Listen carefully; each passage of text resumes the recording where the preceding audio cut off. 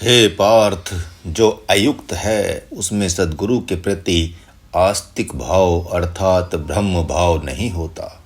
अतः उस मूर्ख को उनकी बात पर संपूर्णता से विश्वास हो ही नहीं पाता और न ही दिव्य श्रद्धा एवं भावना हो पाती है।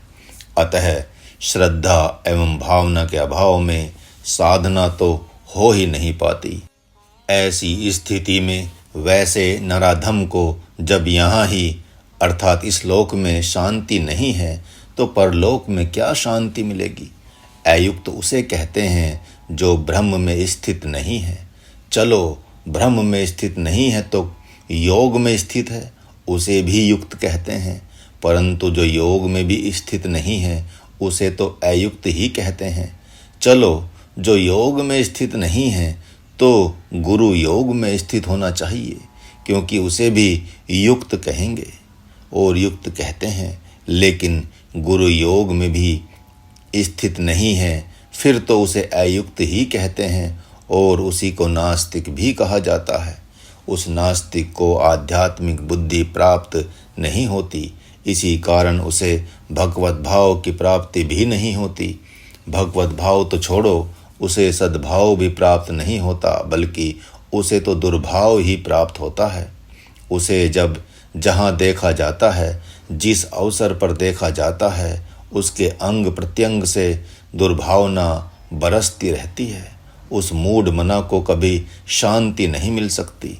मानो इस मंत्र के द्वारा भगवान का यह संकेत है कि जो स्वजनों में आसक्त हैं वे ही अयुक्त एवं भावनाहीन हैं।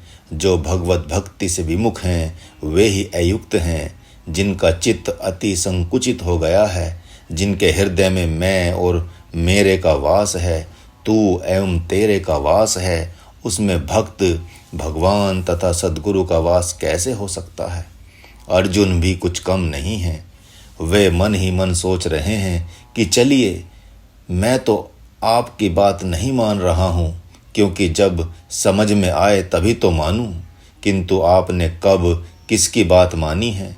मांगते रह जाते हैं योगी, जपी तपी और भक्त आपको, लेकिन युग बीत जाता है तो भी आप आते नहीं। तो क्या अर्जुन ने भगवान को मान लिया?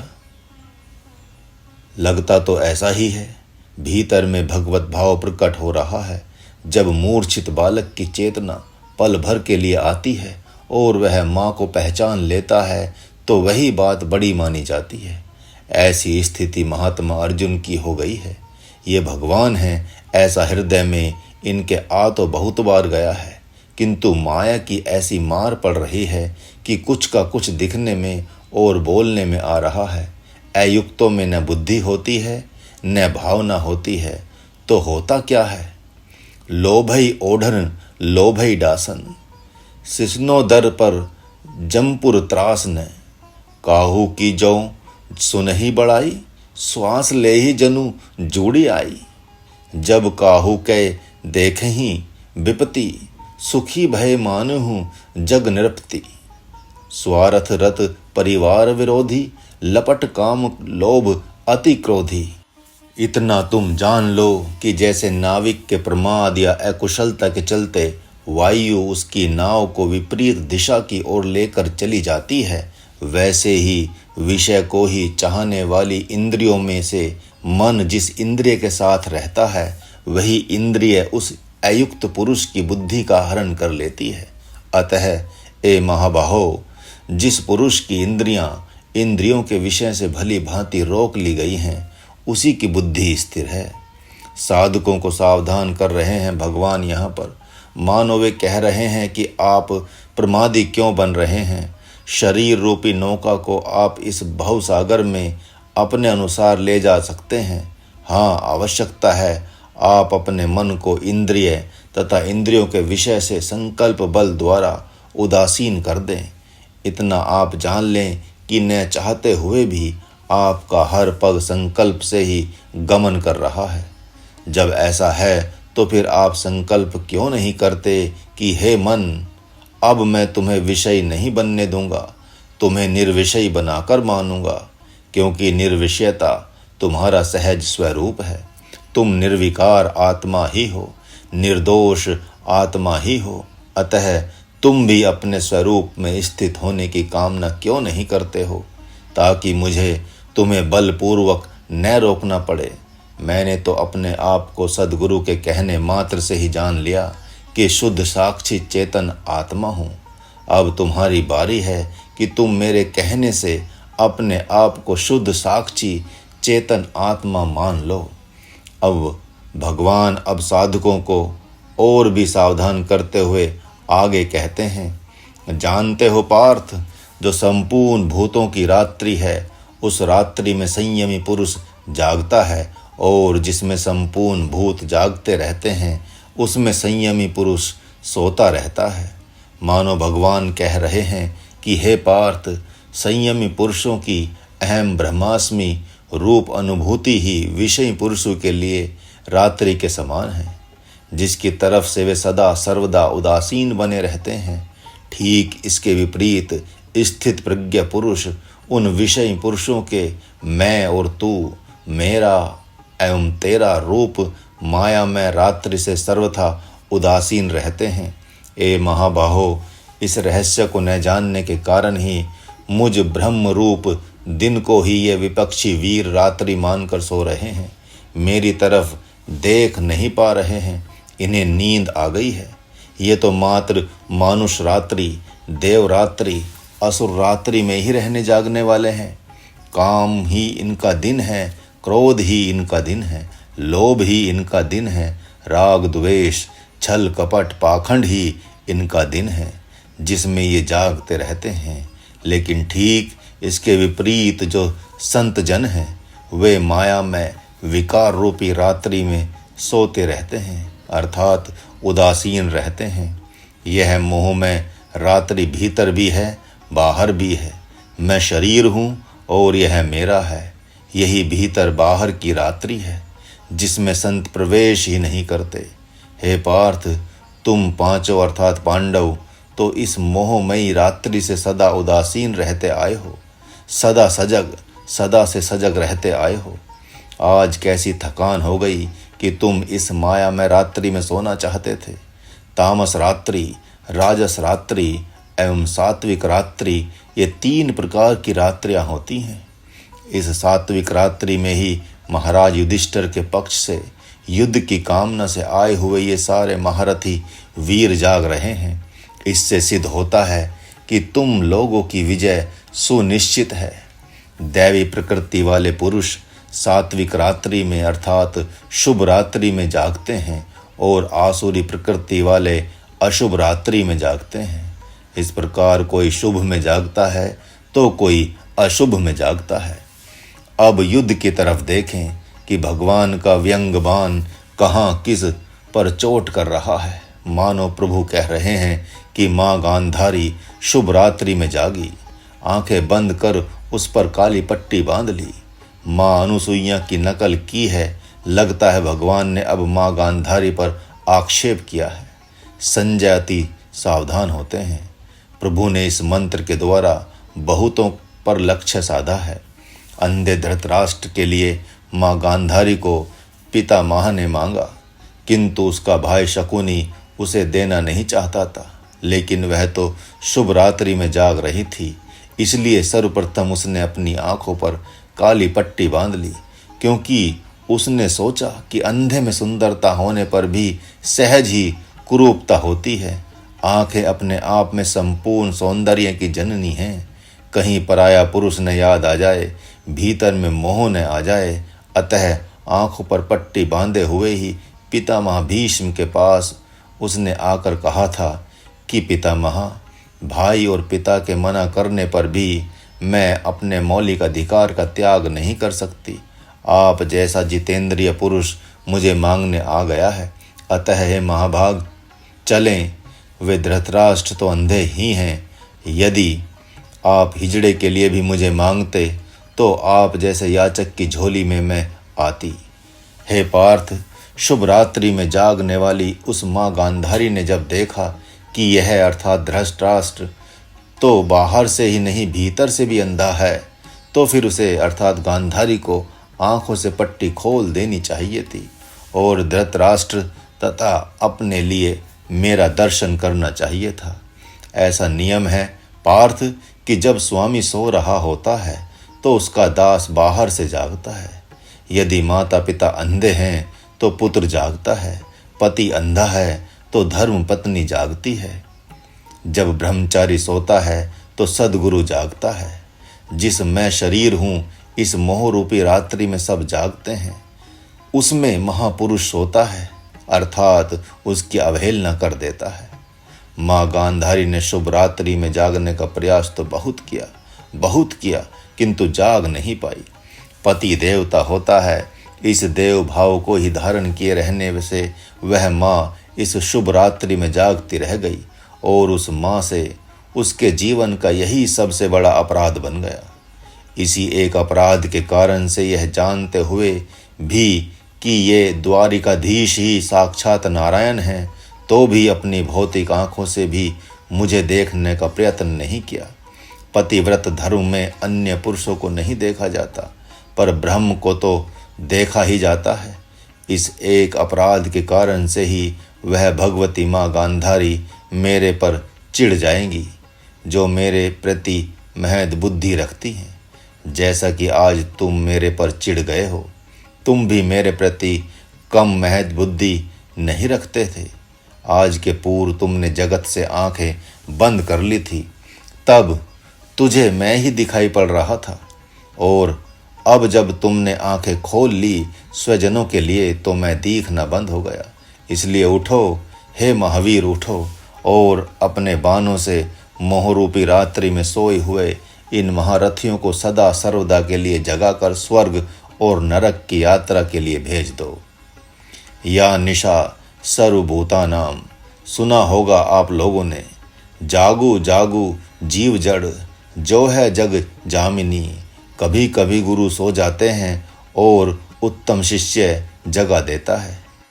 किम पुरुष प्रदेश में मत्स्येंद्र नाथ नामक जो महात्मा गोरखनाथ के सद्गुरु होते हैं, गंधर्व विनियों से उन्होंने शादी कर ली थी। उनके पास जाकर कहा था, जाग मछिंदर गोरख आया। काम रूपी रात्रि में मत्स्येंद्र नाथ तो सोए हुए थे। काम रूपी रात्रि में जब गुरु सोने लगता है, यदि वह गुरु ही है सद्गुरु नहीं, तब शिष्य उसे जगाता है। अपनी भाषा में गीत गाता हुआ शिष्य उनके सिंहासन के पास चला गया। गुरु जान गया कि अब तो जागना ही पड़ेगा, लेकिन तो भी उन्होंने अपने शिष्य गोरखनाथ से कहा, लो इस मेरे पुत्र का मैला साफ करके आओ, जिसने मेरी गोद ही गंदी कर दी है। बाहर सरोवर है जहाँ धोबी कपड़े धोते हैं, पत्थर रखा हुआ है। गोरखनाथ ने ले जाकर उस बालक को जल में डुबो कर पत्थर पर पीट पीट कर धो डाला, मार डाला। अच्छी प्रकार सफाई कर दी और आकर कहा, बालक को धो डाला गुरुदेव, धो डाला। अब उस कपड़े को सुखा रहा हूँ। गुरु ने कहा, चलो देखते हैं। शिष्य ने कहा, आप प्रतिज्ञा करें कि मेरे एवं आपके सिवा कोई दूसरा नहीं जाएगा, सभी सभासद यहीं रहेंगे। गुरु ने कहा, ठीक है। शिष्य उन्हें वहां ले आया जहां शरीर रूपी कपड़ा सूख रहा था। शिष्य ने कहा, गुरुदेव यह कपड़ा तो सूख गया, अब चलें, मैं आपको जगाने आया था। दोनों ही योग बल से वहां से चलते बने। गुरु तो सोते देखे जाते हैं, लेकिन सद्गुरु कभी सोता ही नहीं। भगवान भी मानो ऐसा कर रहे हैं और कह रहे हैं कि इन्हें बाणों से जगाओ। सोते हुए पति को साध्वी माताओं ने जगाया है। राजा सिखिध्वज सो गए तो उनकी योगिनी धर्मपत्नी चुड़ाला ने जगाया है। राजा पदम सो गए तो उनकी साध्वी धर्मपत्नी लीला ने जगाया है। संपूर्ण भूतों की जो रात्रि है, काम, क्रोध, राग, द्वेष, छल, कपट एवं पाखंड, उसमें निर्विषयी जागते हैं।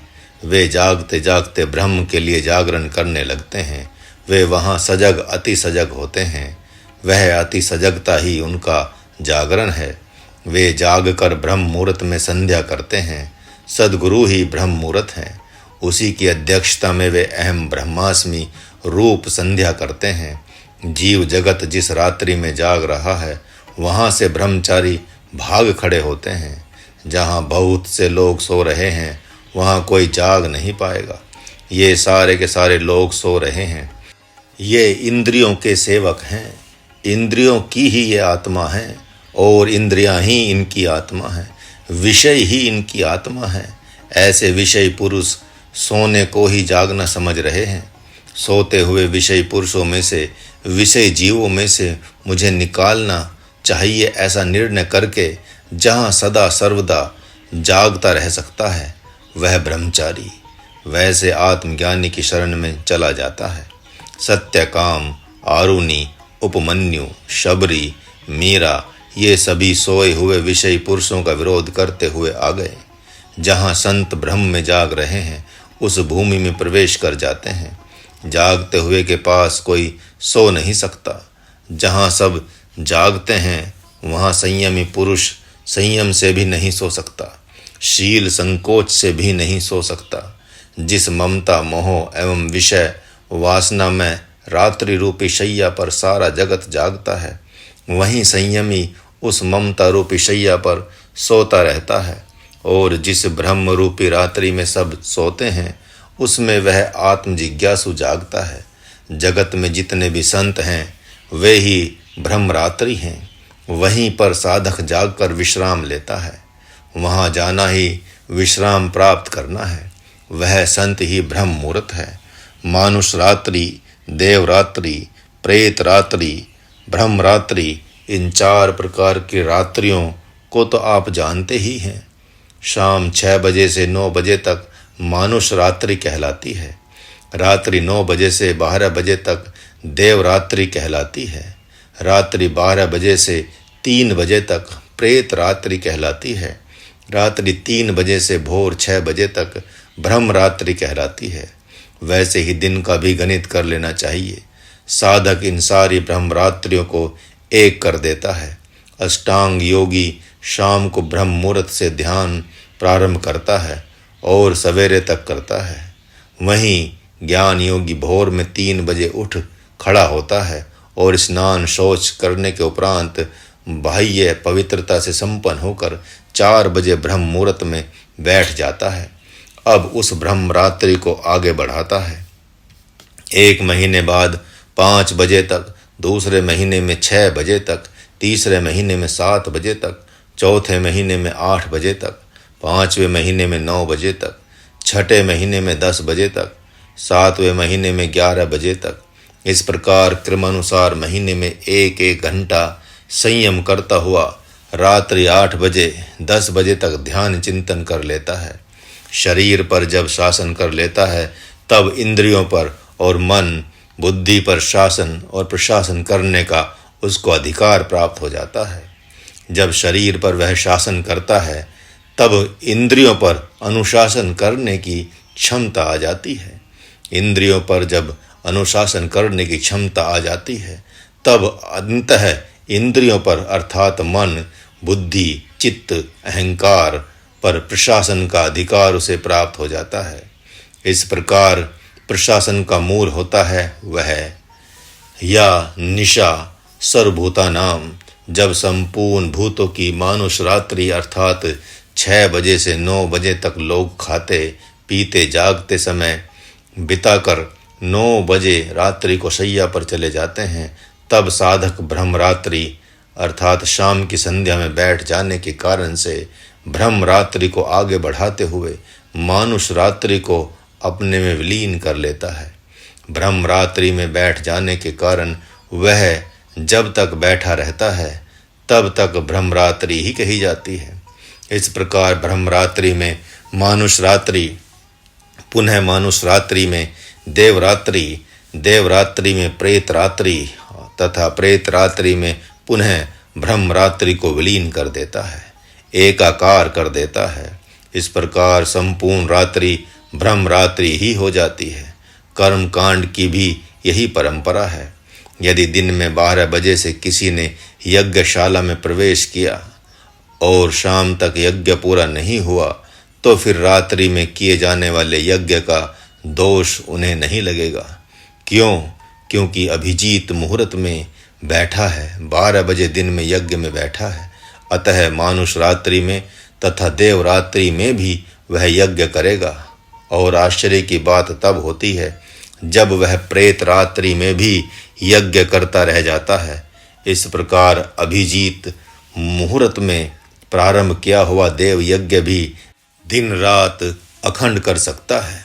इसी प्रकार योगी जागते हुए पहली ब्रह्म रात्रि अर्थात शाम की संध्या को व्यापक बनाकर दूसरी अर्धरात्रि जिसमें प्रभु प्रकट होते हैं से संपुट कर देता है।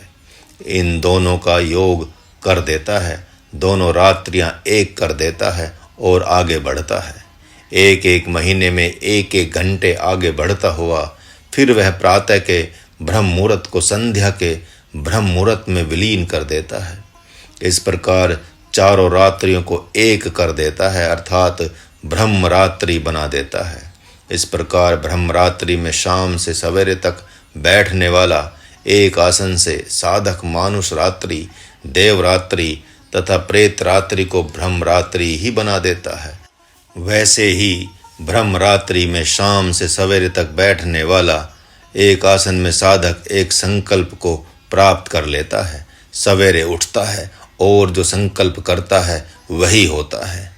क्यों जागता है, उसे क्या प्राप्त होता है, इस पर भगवान कहते हैं कि